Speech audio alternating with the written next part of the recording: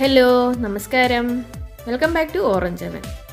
ఈరోజు మనం ఒక సింపుల్ ఈవినింగ్ స్నాక్ చేయబోతున్నాము. చాలా క్రిస్పీగా చాలా టేస్టీగా ఉంటుంది. ఎలా చేయాలో చూద్దాం. ఒక బౌల్ తీసుకొని దానిలోకి 1.5 కప్పు మైదా పిండి వేసుకుంటున్నాను. దానికి కావాల్సిన ఉప్పు వేసుకోవాలి. అలాగే ఒక అర టీ స్పూన్ దాకా కారపొడి, మనకి ఎంత కారం కావాలో అలా వేసుకోవచ్చు. కొంచెం పసుపు, అలాగే కొంచెం ఇంగువ, ఒక 2 పించు అలా వేసుకోవచ్చు. కొంచెం ఒక టేబుల్ స్పూన్ దాకా నువ్వులు, బ్లాక్ నువ్వులు వేసుకుంటే చూడడానికి బాగుంటుంది. కొంచెం సన్ఫ్లవర్ ఆయిల్ ముందుగా 2 టేబుల్ స్పూన్ పోసుకొని కలిపి చూడండి. ఈ పిండి కొంచెం తడవాలి ఈ ఆయిల్లోనే. అలా తడిస్తేనే చాలా క్రిస్పీగా అవుతుంది ఫ్రై చేసేటప్పుడు. చూసారు కదా, పొడి పొడిగా కాకుండా కొంచెం అలా తడిచినట్టు ఇలా ముద్దలాగా రావాలి. చూడండి, ఇలా అలా ఉంటేనే కరెక్ట్గా వస్తుంది. ఇప్పుడు మనం కొంచెం కొంచెం వాటర్ పోసుకొని చపాతీ పిండిలాగా కలుపుకోవాలి. లూస్ అయిపోకూడదు, కొంచెం టైట్గా ఉండేటట్టే చూసుకోవాలి. ఇలాగా కలుపుకొని ఒక 15 నిమిషాల దాకా రెస్ట్ చేయడానికి పక్కన పెట్టేసేయండి. మంచిగా కవర్ చేసి పెట్టండి. మామూలుగా మూత ఏదైనా పెట్టినా పర్వాలేదు. ఒక 15 నిమిషాల తర్వాత ఈ పిండి చూస్తే మంచి సాఫ్ట్గా అయి ఉంటుంది. ఇప్పుడు ఇంకొకసారి బాగా మిక్స్ చేసేసుకొని తీసుకోవాలి. కొంచెం మైదా పిండి ఫ్లోర్ మీద వేసేసి ఇంకొకసారి మిక్స్ చేయండి బాగా.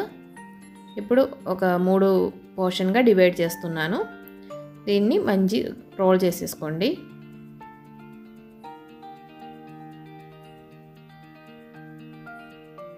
ఇప్పుడు మనం దీన్ని చపాతీలాగా స్ప్రెడ్ చేసుకోవాలి, షీట్ లాగా రెడీ చేసుకోవాలి. మంచిగా కొంచెం మైదా పిండి వేసుకొని రోల్ చేసుకోవచ్చు, లేకపోతే నూనె రాసుకొని అయినా రోల్ చేసుకోవచ్చు. కొంచెం ఆయిల్ ఇలా స్ప్రెడ్ చేసుకొని రోల్ చేసుకున్నా పర్వాలేదు. మంచిగా థిన్ లేయర్గా స్ప్రెడ్ చేసుకోవాలి. మనకి ఎంత మ్యాక్సిమం స్ప్రెడ్ చేయగలుగుతామో అంత చేసుకుంటే బాగుంటుంది. ఇప్పుడు దీని మీద కొంచెం ఆయిల్ స్ప్రెడ్ చేసేసి కొంచెం బ్రష్ చేసి ఇవ్వండి. అప్పుడు అంత లేయర్ విడివిడిగా ఉంటుంది. అలాగే కొంచెం మైదా పిండి కూడా వేసుకోవాలి పైన. ఇప్పుడు మనం దీన్ని ఇలాగ ఒక సైడ్ నుంచి రోల్ చేసుకోవాలి. ఇలాగా ఎక్కువ ప్రెస్ చేయకుండా స్లోగా రోల్ చేసుకొని తీసుకోండి. ఇప్పుడు మనం దీన్ని ముక్కలుగా కట్ చేసుకోవాలి. ఒక 1 ఇంచ్ పీస్ ఉండేటట్టు అలా కట్ చేసేసుకోండి.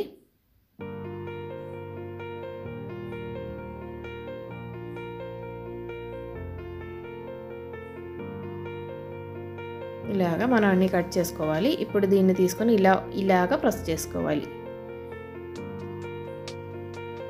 జస్ట్ చపాతీ రోలర్తో ఇంకొకసారి లైట్గా ఇలా రోల్ చేసుకోవాలి. ఎక్కువ ప్రెస్ చేయకూడదు. జస్ట్ అలా రోల్ చేసుకోండి. మన లేయర్లు అన్నీ కనిపిస్తూ ఉండాలి.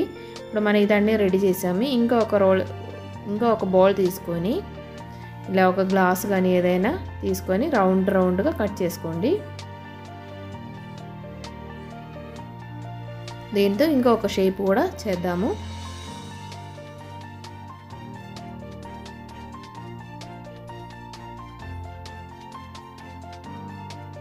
మనకి ఎంత సైజు కావాలో అలాగా రౌండ్ కట్ చేసుకోవచ్చు. పెద్దది కావాలంటే అలాగా, కానీ చిన్న సైజు అయితే బాగుంటుంది తినడానికి, చూడడానికి. ఇప్పుడు దీన్ని కొంచెం కోన్ షేప్లో మడత పెట్టుకోవాలి. దీన్ని ఒకటి తీసుకొని ఇలాగా మడత పెట్టేసుకోండి. ఇప్పుడు చిన్నగా కొంచెం ప్రెస్ చేస్తే బాగుండదు. ఇలా పెద్ద బబుల్స్ రాకుండా ఇలా ఫోర్క్తో ఇలా ప్రెస్ చేస్తే పెద్ద బబుల్స్ రాకుండా ఇలాగే ఫ్రై అవుతుంది. ఇప్పుడు దాన్ని రెడీ చేసి పక్కన పెడదాము. లాస్ట్లో కావాలంటే ఆ చపాతీ రోల్తో కొంచెం ప్రెస్ చేస్తే సరిపోతుంది. ఇప్పుడు మనం ఇవి ఫ్రై చేద్దాము. మిగిలేది నేను తర్వాత చేయబోతున్నాను. ఇప్పుడు ఇది ఫ్రై చేస్తాము. ముందు కడాయి పెట్టుకొని దాంట్లో కొంచెం ఆయిల్ పోసుకోవాలి. నేను సన్ఫ్లవర్ ఆయిల్ వేస్తున్నాను. ఇది ఓవర్గా వేడక ముందు, అంటే మీడియంగా వేడెక్కేటప్పుడు మనం రెడీ చేసేవి వేసుకొని ఫ్రై చేసేసుకోండి.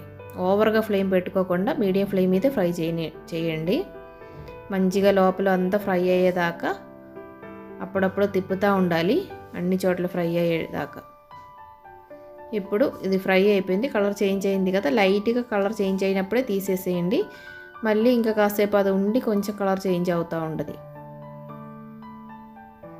ఇలాగే నెక్స్ట్ బ్యాచ్ కూడా ఫ్రై చేసుకోవాలి.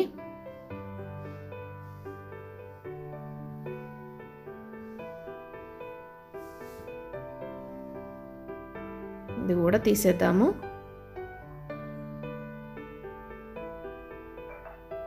చాలా క్రిస్పీగా చాలా టేస్టీగా ఉంటుంది. చాలా సింపుల్గా చేసుకోవచ్చు కదా, అందరూ ఒక్కసారి ట్రై చేసి చూడండి. చూడండి ఎంత క్రిస్పీగా వచ్చిందో, లేయర్ లేయర్గా. పిల్లలకి చాలా బాగా నచ్చిద్ది. అందరూ ఒకసారి ట్రై చేసి చూడండి. అందరూ హెల్తీగా ఉండండి, హ్యాపీగా ఉండండి. Thanks for watching. Orange continues. Bye bye.